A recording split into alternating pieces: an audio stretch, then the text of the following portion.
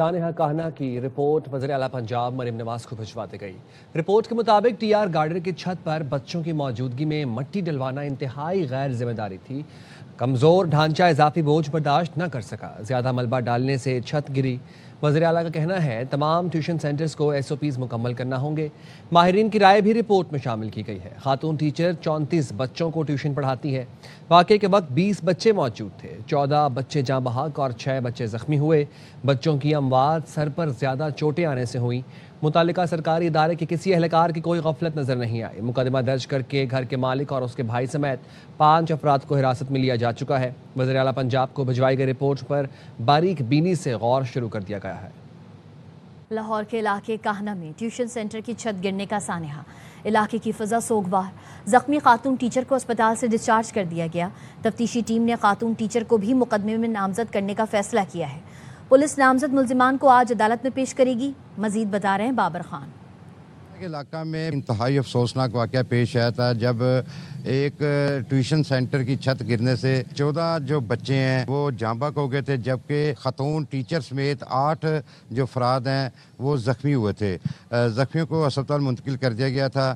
جو خاتون ٹیچر ہے اب اس کو بھی ہسپتال سے ڈسچارج کر دیا گیا ہے۔ 14 جنازے ایک دم جب اٹھے تو علاقے میں کرہم مچ گیا۔ اس وقت بھی پورا علاقہ سوگ میں ڈوبا ہوا ہے۔ جو خاتون ہے اس کا ایف آئی آر میں نام نہیں تھا، تاہم انویسٹیگیشن آفیسر ہیں ان کی اعلیٰ سطحی ایک میٹنگ ہوئی ہے اور اس کو بھی اس کیس میں نامزد کیا جا رہا ہے۔ خاتون ٹیچر اس علاقے میں نہیں آئی کیونکہ لوگ مشتعل نہ ہو جائیں۔ اس کا گھر جو ہے اسے بھی سیل کیا گیا ہے۔ پولیس جو گرفتار ہیں جو گھر کے مالکان ہیں ان کو عدالت میں پیش کرے گی۔ جی، ملک کے مختلف حصوں میں پری مانسون کے پہلے ہی اسپیل نے تباہی مچا دی۔ دریا اور ندی نالے بپھر گئے۔ خیبر پختونخوا میں آسمانی بجلی، چھت اور دیوار گرنے سے خواتین اور بچوں سمیت 7 افراد جان سے گئے۔ پنجاب میں آندھی سے دیواریں، چھتیں اور بل بورڈ گرنے سے 2 افراد جاں بحق ہوئے اور 9 زخمی ہوئے۔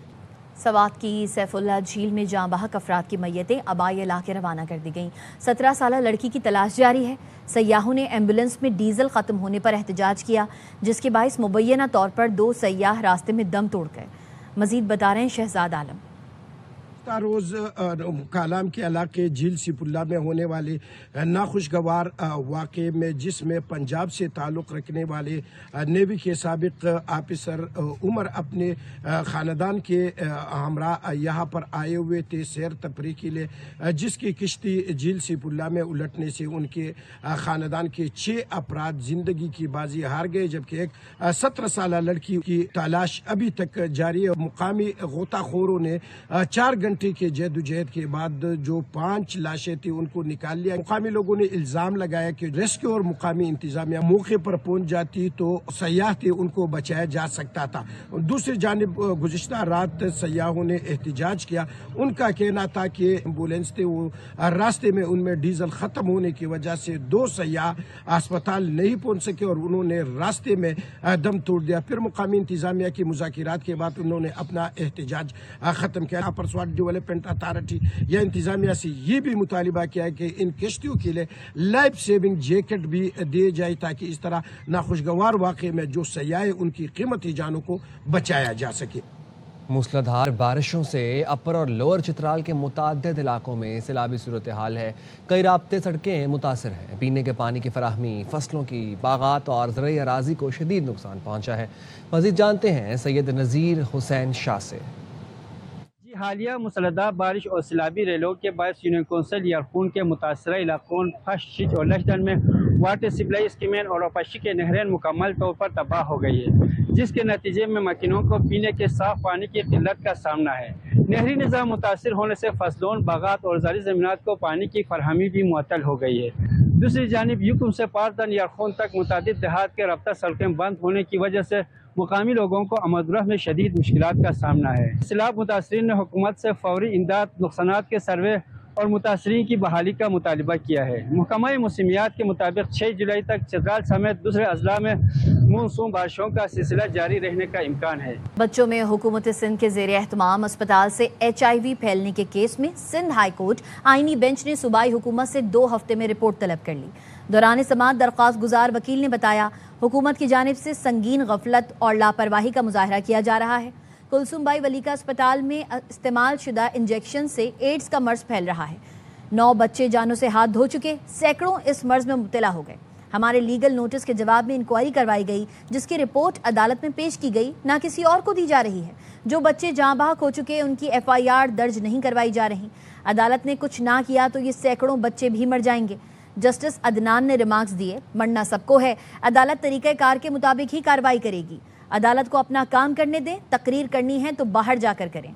फरीक़ैन का जवाब आने पर अदालत उसके बाद ही किसी नतीजे पर पहुंचेगी। सब कुछ इस अदालत में आएगा, इंसाफ होगा, लेकिन तरीक़ेकार की पाबंदी करें। अदालत ने समाअत 20 जुलाई तक मुलतवी कर दी। तारिक मंसूर एडवोकेट का कहना है 18 अरब रुपए रखने वाले कुलसुम बाई वलीका सोशल सिक्योरिटी अस्पताल में इंसानी अलमिया ने जन्म लिया। गुज़िश्ता साल सितंबर से इस साल अप्रैल तक 200 बच्चे इस्तेमाल शुदा सिरिंज से HIV एड्स का शिकार हो चुके हैं। सिंध हुकूमत की जानिब से संगीन गफलत और लापरवाही का मुजाहरा किया जा रहा है। अस्पताल इस्तेमाल शुदा इंजेक्शन दोबारा इस्तेमाल करने से बच्चों में एड्स का मर्ज फैल रहा है। 9 मासूम बच्चे अपनी जान से हाथ धो बैठे हैं। आज जो है कुलसुम बाई वलीका सोशल सिक्योरिटी जो सिंध सोशल सिक्योरिटी एक्ट के तहत मिनिस्ट्री ऑफ लेबर के अंदर में काम करता है, जिसमें 10 लाख वर्कर और उनके 80 लाख डिपेंडेंट सिंध में रजिस्टर हैं, जहां उनको मुफ्त तिब्बी सहूलतें सिंध गवर्नमेंट के अंडर में मिलती हैं। 18.5 अरब रुपए रखने वाला ये हॉस्पिटल जो तमाम इंडस्ट्रियल कमर्शियल एस्टेब्लिशमेंट के वर्कमैन को मेडिकल सहूलियात देता है, वहाँ एक संगीन इंसानी अलमिया ने जन्म लिया।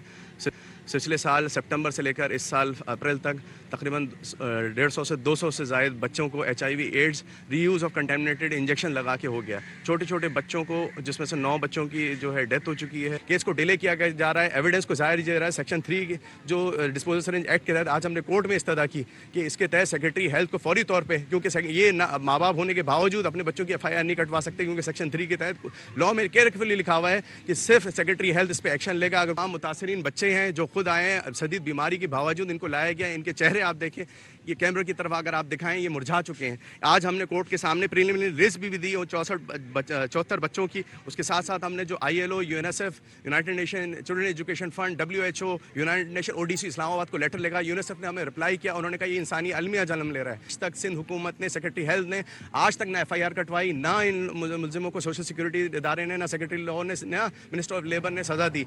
वलीका अस्पताल से HIV वायरस का शिकार बच्चों के वालिदैन आबदीदा कहते हैं, हमारे बच्चों का क्या कसूर था, हमें कौन इंसाफ देगा। बीमारी था इनको, तो इन वहाँ पे जो डिस्पोजेबल सिरिंजेस है वो एक ही सिरिंज सारे मरीजों को लगती थी। इलाज में अपने मदद आपके तहत करवा रहे, जो वलीका हॉस्पिटल वाले कोई जो है वो नहीं कर रहे। ये मेरा बच्चा मर गया इस बीमारी से, ये डेथ सर्टिफिकेट सबूत पूरा पक्का ही है। तो 2025 10वां महीने में मेरे बच्चे को उल्टी 10 लग गया था। मेरे बच्चे में वलीका अस्पताल से इनकी गलत पॉलिसियों की वजह से मेरे छोटे बच्चे का इंतकाल हो गया। मेरा बच्चा वलीका में पैदाइश था, मैं 2-3 दफ़ा उनको लेके गया, उन्होंने बोला भाई इसको बुखार है। उन्होंने मेरे को बोला इनको सेवल ले जाओ, यहाँ इलाज नहीं होगा। सेवल उन्होंने मुझे जनाब भेजा, जनाब में जब मैं गया उन्होंने टेस्ट करवाया, उन्होंने बोला इसको HIV हो। वो 3 हफ्ते पड़ा रहा, उनको वेंटिलेटर की ज़रूरत थी, बोले वेंटिलेटर है नहीं, उसके बाद वो इंतकाल कर गए। ये मेरे 2 बच्चे HIV के शिकार हो गए वलीका से। जब मैं से गया मुस्तफ़ा आप लोगों के पास, तो मैंने कहा मेरे बच्चों को क्या कसूर था, ये भी शिकार हो गए, एक मेरी बेटी है, इनका क्या कसूर था। मैं सिर्फ ये पूछना चाहता हूँ, आखिर ये छोटे बच्चे इन्हें उसको क्या बिगाड़ा था। सितंबर 2025 को ये एडमिट करवाया था वलीका हॉस्पिटल में। इसका क्या कसूर था? ये छोटी सी बच्ची अभी इसने जो ना जिंदगी शुरू ही नहीं की है, इसका जिंदगी तबाह कर दिया है। तो हमें इंसाफ चाहिए। अगर हमें इंसाफ नहीं मिला तो जो है ना इस बात का जो है ना वो सही तरीके का नहीं हो।